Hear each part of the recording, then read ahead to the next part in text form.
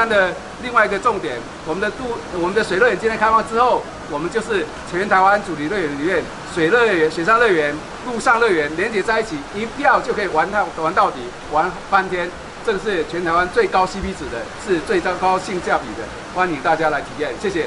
剑湖山世界水乐园哦，就是我们的响浪楼海盗村的水乐园，正式从6月25号要开放给大家来清凉消暑。那6月25号之后。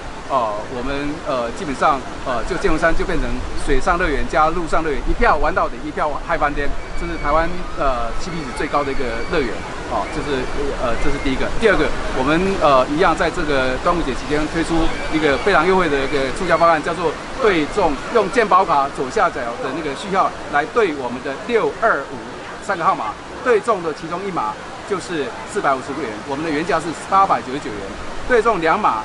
是299元，对中3码的时候啊，就只要99元，超级优惠这是这一次端午节我们推出来的4天连假的一个优惠活动。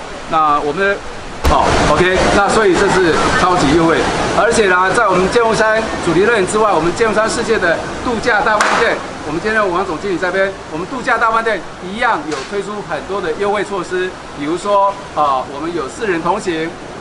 只要平均每人不到1000元，就900元，1000元就有找这样的优惠，这也是欢迎大家来赶快来住我们的剑湖山度假大饭店就是一系列的非常好的。这样啊，听说我们剑湖山有跟杨梅的古迹牧场，还有台南的顽皮世界有意愿要结盟这构想。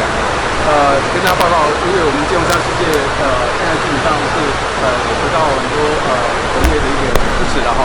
然后我想我们对于跨出去跟同业的一个任何的一个结合，或者说跟同业的一个合作我们都是不会排斥这样的可能性。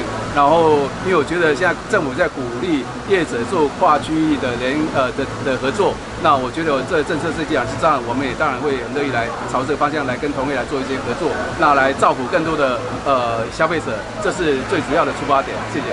还没会啊，可是我们今天没有带到泳衣，没办法玩。没关系，因为今天还没开，端午节才开放。然后暑假7、8月19岁以下都不用钱哦。这会不会很喜欢政府这个帮你们出钱让你们来游乐园玩？会。所以会叫家人带你们就出来玩耍的。会的。期待吗？期待。来3、2、1。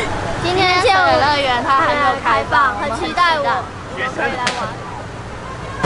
觉得会觉得那个 CP 值很够吗？